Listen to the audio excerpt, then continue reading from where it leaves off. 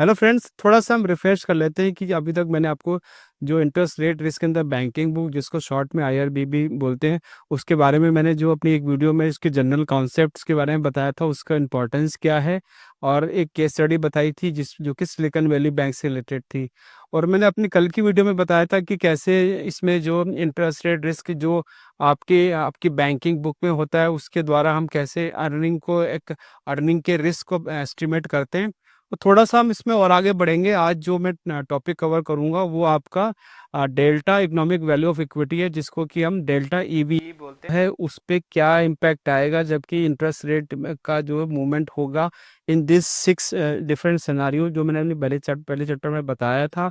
तो और वो जो इम्पैक्ट होगा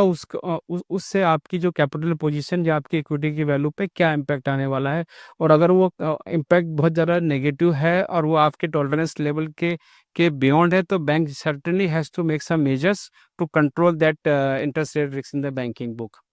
तो before going further to the mathematical part of the EV, मैं थोड़ा सा आज जो है थोड़ा थ्योरेटिकल पार्ट कवर करूंगा कि what exactly leads to some kind of an impact on the economic value. जैसे अपना इकोनॉमिक वैल्यू ऑफ इक्विटी, तब हमको जो इंटरेस्ट रेट्स के जो डिफरेंट डिफरेंट पैरामीटर्स है, डिफरेंट डिफरेंट जो इसके एक होराइजन है, उसको समझना पड़ेगा कि और वो रिस्क कहाँ से निकल के आपकी जो है एक कैपिटल को इम्पैक्ट करेंगे। तो सबसे जो पहला जो इसमें एक थ्योरेटिकल कॉन्सेप्ट है, वो है एम्बेडेड बिहेवियरल ऑप्शन रिस्क। इसमें क्या होता है कि जनरली जो ऑप्शन रिस्क का मतलब ये होता है कि it is not a derivative contract का जो ऑप्शन होता है वो वाला ऑप्शन नहीं है। इसमें ऑप्शन जैसे कि सपोज़ करो आपने एक लॉन्ग टर्म लोन दिया है किसी कस्टमर को, और उसको आपने फिक्स रेट पे के हिसाब से 5 साल का या 10 साल का एक लोन दिया है किसी कॉर्पोरेट को या इंडिविजुअल को। और अगर इंटरेस्ट रेट्स जो है कल फ्यूचर में जब इस लोन के टेन्योर के दौरान अगर वो बहुत नीचे चले जाते हैं, सपोज करो आपने आज फिक्स रेट 9% पे कोई एक लोन दिया है फॉर ए 5 ईयर पीरियड, और उसके उस कस्टमर के पास ये ऑप्शन है कि वो किसी भी समय उस लोन को प्रीपे कर सकता है बिना किसी एडिशनल कॉस्ट के। और कल 2 साल के बाद अगर इंटरेस्ट रेट्स नीचे जाते हैं, सपोज करो 6% चले गया या 7% चले गया, और उस कस्टमर ने अगर उस लोन को प्रीपे कर दिया, ये तो आपके पास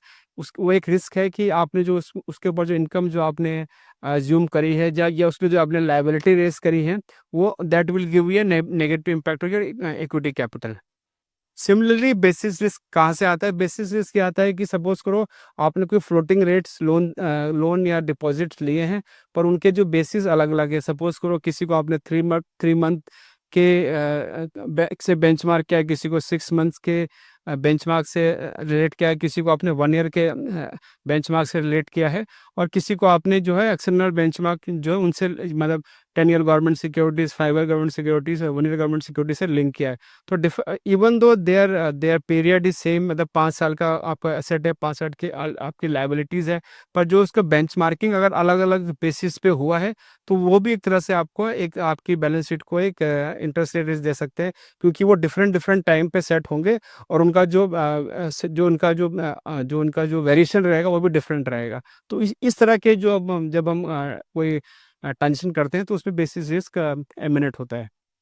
तीसरा है नॉन मैच्योरिटी डिपॉजिट्स, जैसे कि जो करंट अकाउंट के बैलेंसेस होते हैं या सेविंग फंड में जो पैसा होता है जिसकी कोई मैच्योरिटी डिफाइन नहीं होती, तो उनका भी जो होता है जो आपका आउटफ्लो होता है वो थोड़ा सा अनस्ट्रक्चर्ड होता है, और उसको भी आप प्रॉपरली प्लॉट नहीं कर सकते कि सपोज करो वाकई कभी स्ट्रेस सिनेरियो आता है बैंक के ऊपर, बैंक की कोई बैड न्यूज़ आती है, तो इस तरह के जो डिपॉजिट्स होते हैं वो जल्दी से आप जो है कस्टमर विड्रॉ करने की कोशिश करता है, और इसलिए इसको प्रेडिक्ट करना बड़ा मुश्किल रहता है कि आपका जो है एनएमडी का बिहेवियर क्या रहेगा इन अ स्ट्रेस सिनेरियोज, और may be in the scenarios where the interest rate has gone up so drastically. सब अगर सपोज को इंटरेस्ट रेट सिस्टम में बहुत ऊपर चले जाते हैं, तो people will tend to place more term deposit instead keeping them in saving fund और may be in the current account.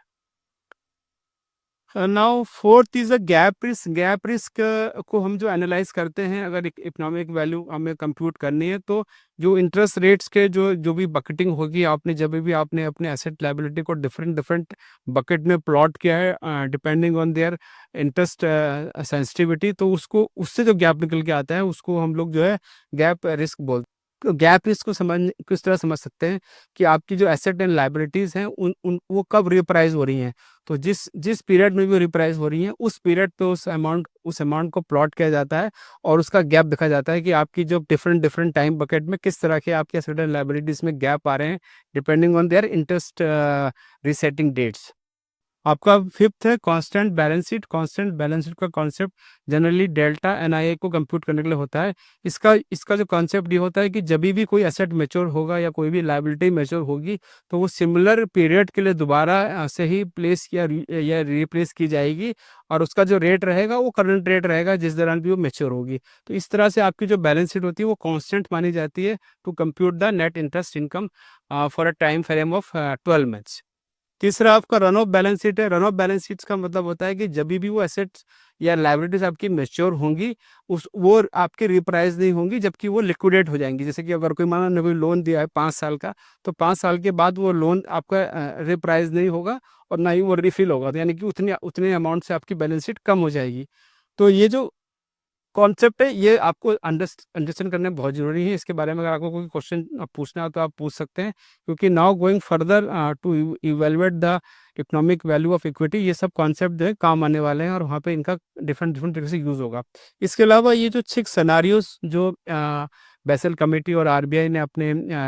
Direction papers में दिए हैं वो मैं ऑलरेडी आपको फर्स्ट वाले वीडियो में बता चुका हूँ। फिर भी मैं आपको बता देता हूँ कि जो जो जो 6 सॉक्स जो बेसल कमेटी या आरबीआई के हिसाब से जो आपको interest rate risk in the banking book देते हैं वो इस तरह से है। आपका इंटरेस्ट जो है पैरेलल अप जाएगा या आपका इंटरेस्ट जो है पैरेलल डाउन जाएगा या जो आपका इंटरेस्ट रेट कर्व है वो फ्लैटनिंग होगा या आपका जो कर्व है वो स्टीपनिंग होगा या आपके शॉर्ट रेट अप जाएंगे या शॉर्ट रेट डाउन जाएंगे। इनके जो ये एक्चुअली में हर करेंसी के हिसाब से आपको इवेलुएट करना होता है। जैसे आपकी जो बैलेंस शीट की जो मेजर करेंसीज हैं अगर आपकी बैलेंस शीट 3-4 करेंसी का मिक्स है तो हर करेंसी के हिसाब से जो है